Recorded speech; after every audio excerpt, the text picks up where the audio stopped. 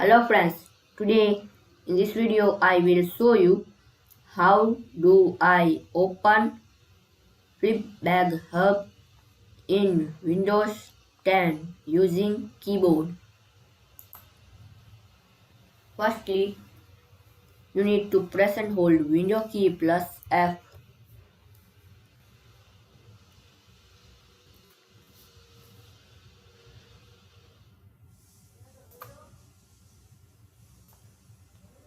You see Window key plus F, press and hold Window key plus F. You see this open Flipbag Hub. Again I will show you. Press and hold Window key plus F. You see this is open Flipbag Hub. Thanks for watching.